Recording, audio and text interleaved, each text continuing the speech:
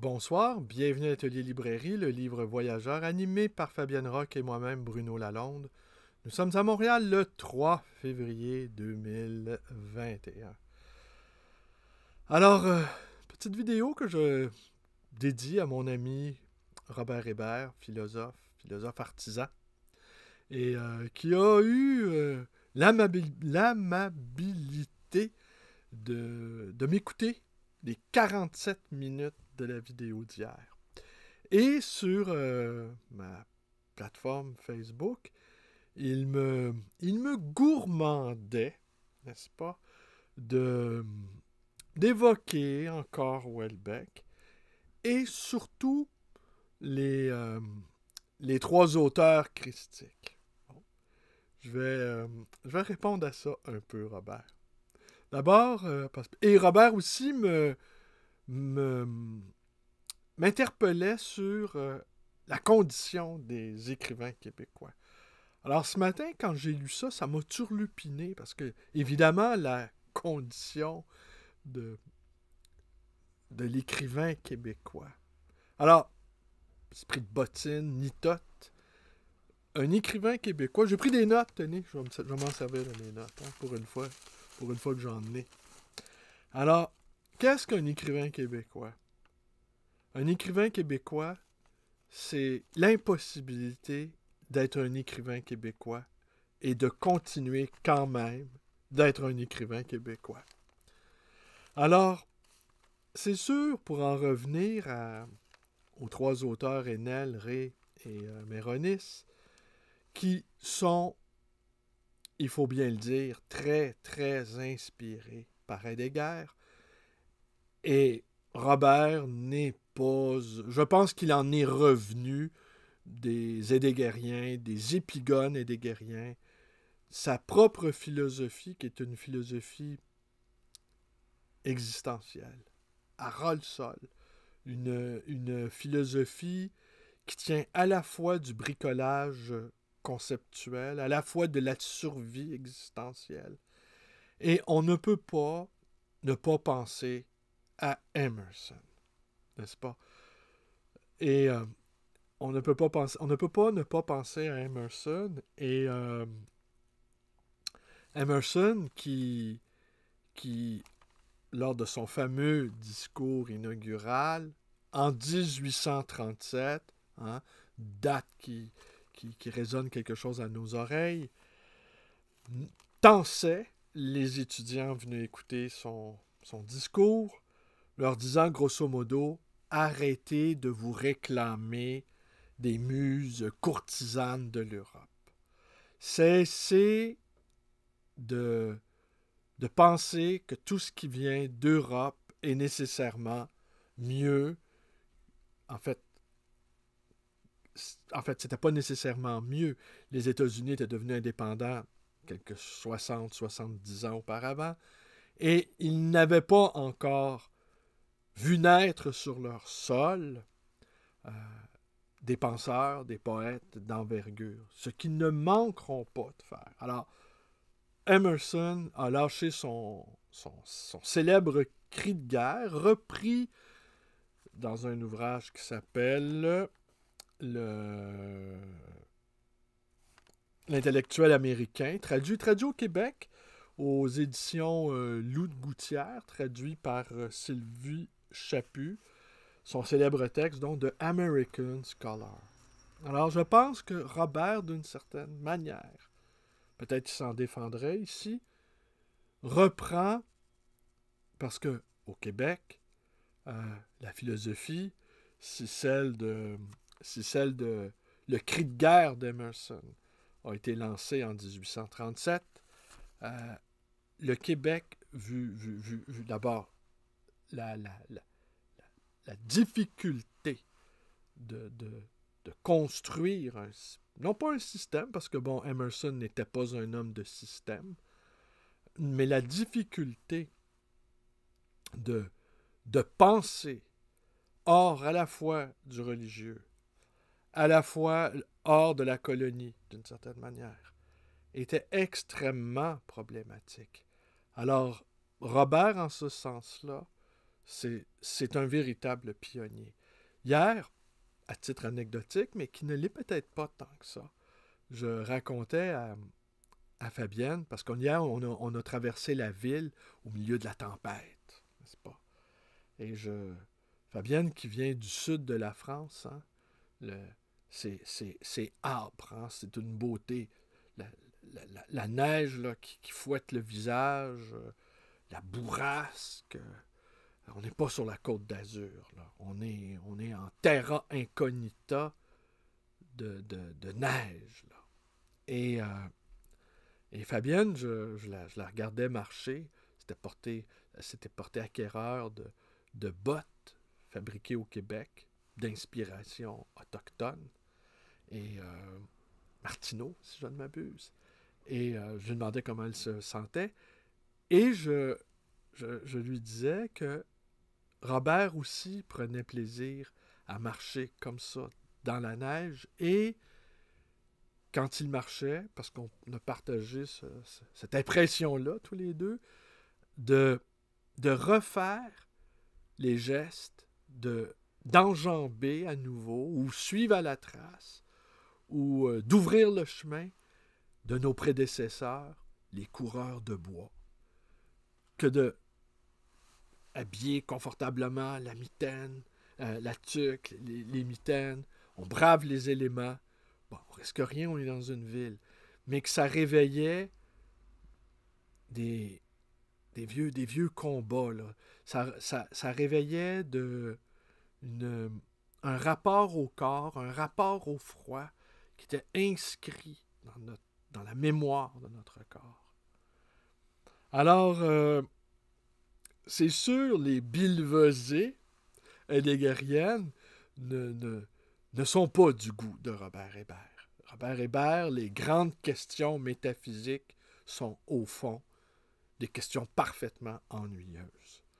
Je sais, parfois, avec un soupçon d'ironie que je décèle tout de même, me laisse sous-entendre qu'il y a quelque chose de prophétique dans ma démarche. Le preacher, c'est pas quelque chose de preacher. C'est vrai, Robert. C'est vrai, je m'en confesse. Est-ce à cause de mon prénom, Bruno, hein, Bruno de Cologne, le fondateur des Chartreux, hein, cet ordre religieux très rigoureux. Et aussi, la petite histoire familiale veut que celui qui a servi d'intercesseur entre mon père et ma mère était un jésuite. Voilà, on y revient encore. Bruno qui s'appelait, Bruno Duplessis. Un bel homme, semble-t-il, selon ma grand-mère. Un jésuite très affable. Hein? Voyez un peu le portrait. Et pour le remercier d'avoir joint les deux familles, la suite est catastrophique, mais bon, le départ était prometteur, on m'a donné comme prénom celui de ce jésuite, Bruno. Alors forcément, de s'appeler Bruno suite au magnifique travail d'intercesseur des membres qui a réuni les deux familles. Alors c'est sûr qu'un Bruno jésuite, ça laisse des traces. Hein. Aurait pu m'appeler François, semble-t-il, mais mon père, franco-ontarien, métis, redoutait qu'on anglicise mon nom et que je devienne de François, je devienne Frank. Et de Frank, c'est sûr que je ne serais pas devenu libraire, je serais devenu chef de la mafia. Alors ça, c'est clair. Frank. Ça, on rigole pas, c'est fini les livres. Alors, voilà, Robert, je comprends. J'ai toujours de cet ouvrage-là, l'intellectuel américain, je vous lis deux petites citations. Emerson écrit « Il y a sans doute une bonne manière de lire, et nous devons nous y plier rigoureusement. L'homme pensant ne doit pas être assujetti à ses instruments. Les livres sont faits pour les moments d'oisivité de l'intellectuel. » Quand il peut dire... Ah oui, pardon, j'ai sauté un paragraphe. Alors je reviens. « Ne doit pas être asservi à ses instruments. Quand il peut lire Dieu directement, l'heure est trop précieuse pour être gaspillée à lire les transcriptions que d'autres ont fait de leur lecture. Les livres sont faits pour les moments d'oisivité de l'intellectuel. Alors, hein?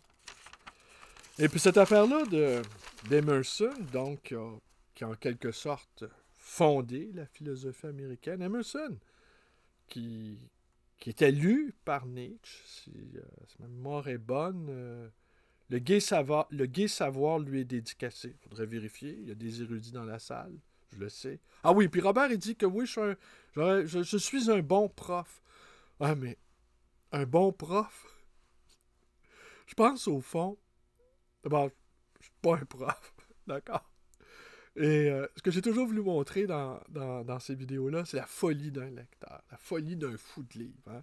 Moi, les livres sont à la fois mon gagne-pain, mon repos, ma vocation, mon prélassement, mon labeur. Euh, en fait, les livres m'apportent tout. Hein? Et, euh, et toi aussi, Robert. Et toi aussi, Robert. Ben toi, t'es aussi une sorte de saint irlandais, hein, n'est-ce pas? Je pense que toi aussi, Robert, t'appartiens à une lignée, mais plus, euh, plus austère, disons. Moins incantatoire, moins dithyrambique, moins, plus contenu dans l'expression, dirons-nous. Alors donc, alors cette philosophie, telle que l'a voulu Emerson, est une philosophie des choses banales, de l'ordinaire. C'est à partir de l'ordinaire que l'on peut... En fait, l'ordinaire, c'est la base pour pouvoir aller plus loin, pour pouvoir se dépasser. Là, j'écris, avant de se dépasser, avant de pouvoir se dépasser, parce que aussi ces appels permanents, cette injonction permanente que nous fait le marché à se dépasser soi-même. Ça veut dire quoi, se dépasser soi-même dans la doxa techno-marchande? C'est se dépasser soi-même pour être adaptable, sans fin, aux règles toujours changeantes, presque aléatoires, du travail. Le repos est impossible. L'adaptation, elle est permanente. Et pour flatter le chaland, on l'invite au dépassement de soi, quand en réalité, ce n'est qu'une adaptation aliénante. Mais Emerson, pour en revenir à Emerson qui ne voulait pas, ne cherchait pas les pompes européennes, ne cherchait pas à... Il cherchait non pas nécessairement le terre-à-terre, mais l'incarner, là, les choses que l'on peut saisir, les choses que l'on peut voir à portée des yeux, que l'on peut tenir, qu'on peut toucher, qu'on peut appréhender par les sens, qu'on peut ressentir par le corps. Et c'est par là, c'est par l'ordinaire, au fond, qu'on pouvait atteindre quelque chose d'autre. Et puis, ça nous est resté ce culte de l'ordinaire ça nous est resté, au Québec, ça nous est resté. Mathieu Bellil lui a consacré un livre, La vie ordinaire, entre autres, la recherche des petites choses, mais qui finissent, mais qui ne sont pas insignifiantes, mais qui finissent par tresser du sens, qui finissent par offrir une mosaïque, une courte pointe de sens. Hein? Voilà, pour rester pour continuer à filer la métaphore artisanale. Alors oui, mais beaucoup aussi font mine d'y croire à ce culte de l'ordinaire aussi. Parce que, en Amérique du moins, le culte du ordinary people s'accompagne par son revers, par son négatif, qui est l'homme qui a tout réussi, le winner, le gagnant absolu, dont la malheureuse figure de l'homme orange qui nous a promis cette chose, hein, cette phrase-là, d'une grande portée métaphysique. Sous une forme ou sous une autre, je reviendrai. Alors ça, c'est ce qu'il nous a dit, Trump. Et sous une forme, parce qu'en fait, Trump en lui-même, en tant qu'agent actif, au fond, ce n'est qu'une marionnette, parce que c'est aussi ça l'Américain. Dans ce désir de fonder quelque chose à partir de l'ordinaire, eh bien, il y a eu des choses absolument délirantes qui ont été... Alors, c'est ça le paradoxe. Hein? Ben, de toute façon, tous les peuples sont paradoxaux, mais dans ce... Au fond, on pourrait quasiment dire, si on prenait un raccourci un peu hasardeux, Emerson, Trump est né de la cuisse d'Emerson, n'est-ce pas? Dans ce désir de fonder une philosophie à partir de l'ordinaire, eh bien, ça a engendré la démesure, finalement. Ben, sans doute que j'exagère ici, comme d'habitude. Même bien exagéré. Surtout quand on regarde le couvre-feu, hein, c'est pas une mesure non pas exagérée. Alors, tout ça en réfléchissant au refus du sublime, du grandiloquent, d'une sorte de romantisme suranné, on en vient à se demander, parce que c'est là aussi hein, l'affaire de la littérature, qu'est-ce qu'un écrivain québécois? Ah, qu'est-ce qu'un écrivain québécois? Pour moi, c'est l'impossibilité d'en être un et de l'assumer. Bon, ça peut sembler absurde, ça peut sembler court, mais qu'est-ce qu'est la littérature au fond? Hein? Qu'est-ce qu'elle est? Alors voilà, pour moi, la littérature, le statut d'écrivain reconnu professionnellement et faire de la littérature. Pour moi, ce sont des choses antinomiques. Peuvent peut-être coïncider, mais je pense même qu'elles peuvent s'opposer, elles peuvent s'affronter. Parce que la littérature est là aussi, non pas comme un club privé, n'est pas là pour... C'est pas le club Kiwanis, là. C'est pas l'amicale des écrivains. C'est pas ça, la littérature aussi. Ça peut être quelque chose d'hyper réfractaire, hyper en opposition. Le négatif du négatif. La littérature, elle peut être là pour introduire du doute, du soupçon, du déséquilibre, pour empêcher de dormir, pour empêcher qu'on puisse s'adapter. Il n'y a pas d'astuce, on ne s'adapte pas, on refuse de s'adapter, on refuse de se dépasser. Et en tant qu'objet extrêmement modeste, extrêmement humble, extrêmement ordinaire, y a-t-il quelque chose, existe-t-il quelque chose de plus humble, de plus simple, de plus au ras des choses qu'un modeste livre de poche, par exemple. Hein? Vous voyez?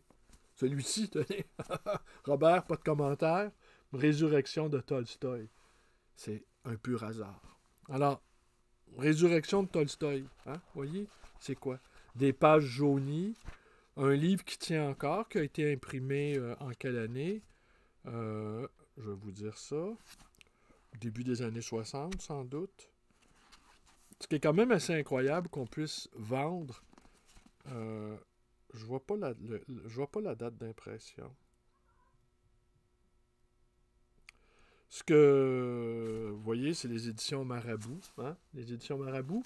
Et j'ai lu cette chose que les éditions Marabout, en Amérique au pluriel, avaient un siège social au 236 Est Christophe Colomb. Alors, il faudrait bien faire une recherche. Qu'est-ce qu'il y a maintenant au 236 S Christophe Colomb? En tout cas, il y avait le siège social des éditions Marabout en Amérique avec un S. Évidemment, c'est toujours en Amérique avec un S en Amérique.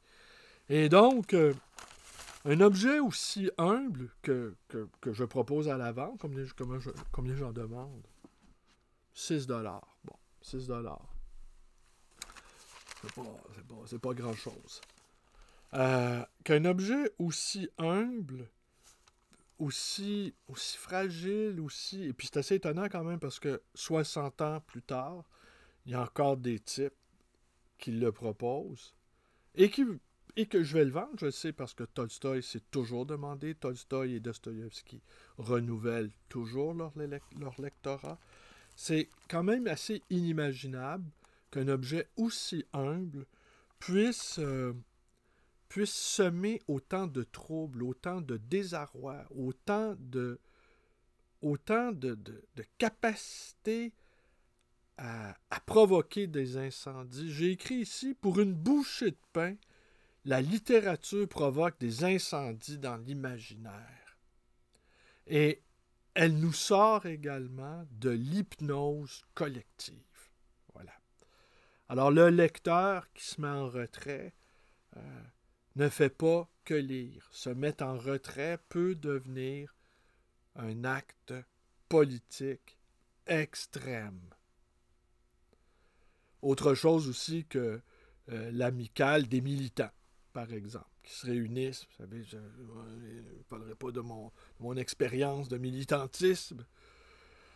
Une plante verte qui rencontre d'autres plantes vertes. Hein? Semble-t-il, les plantes vertes s'échangent des informations, hein? Mais il faut vraiment être très, très, très, très fin. Alors, voilà, Robert, parce que je pense que je vais finir par parler. Est-ce que je vous montre le livre de Robert? Ouais, je reviens.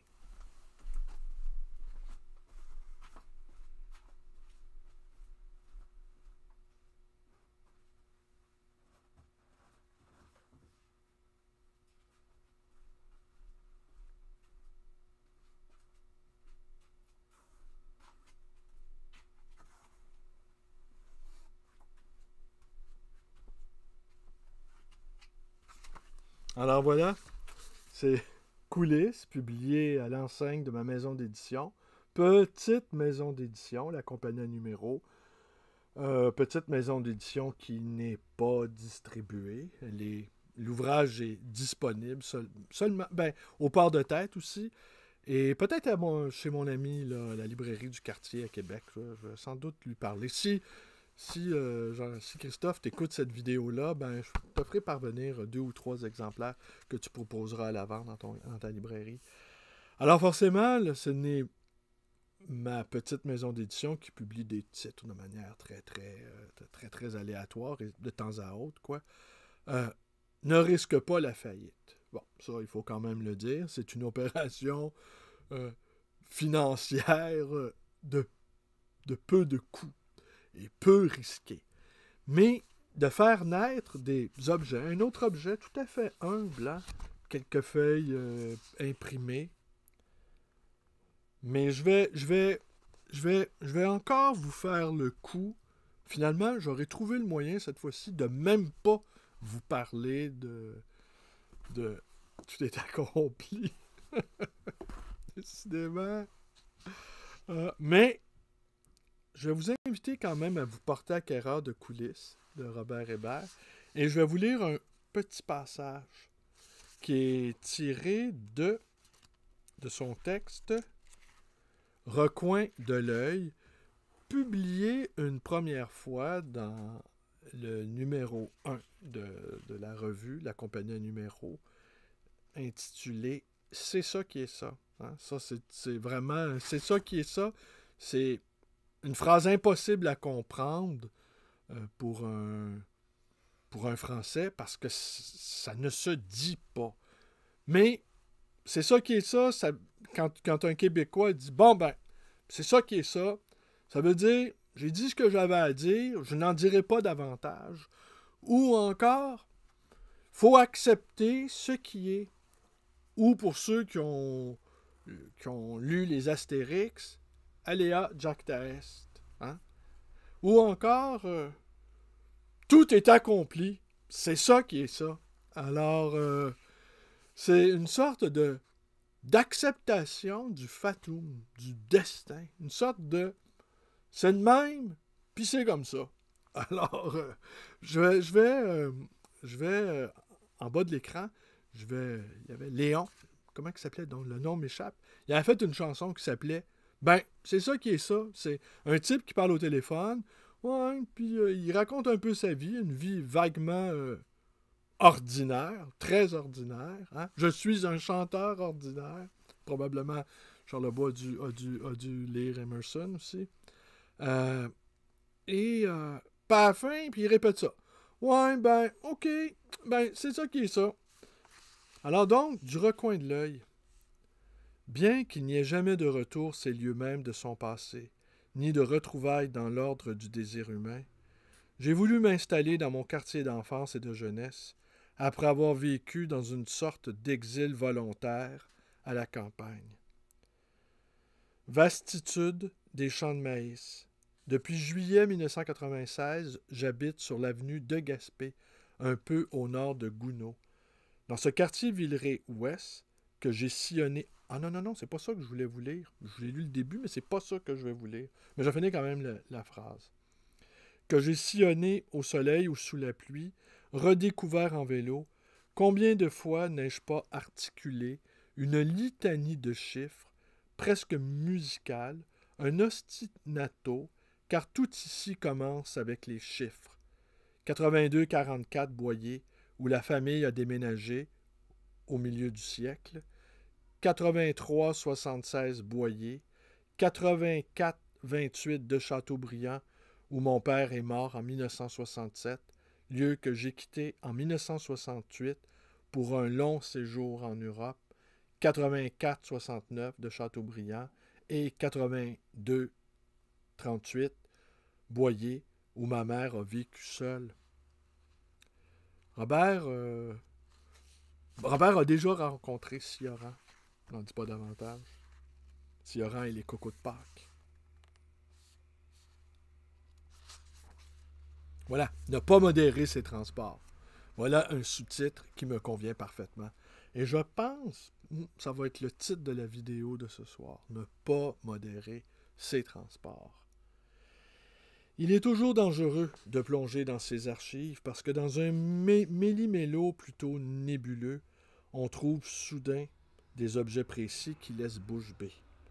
Une mèche de cheveux, Bobby à 21 mois, une paire de bottillons, je pense à la danse des petits pains de Charlie Chaplin dans Gold Rush, une dent de lion rapportée par un père d'Afrique, rien de plus.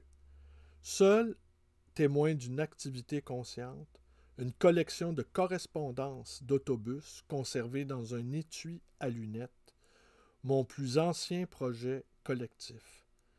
J'avais 11 ans. C'était au temps du professeur Bisaillon, très exigeant, mais il parlait souvent de ses deux passions.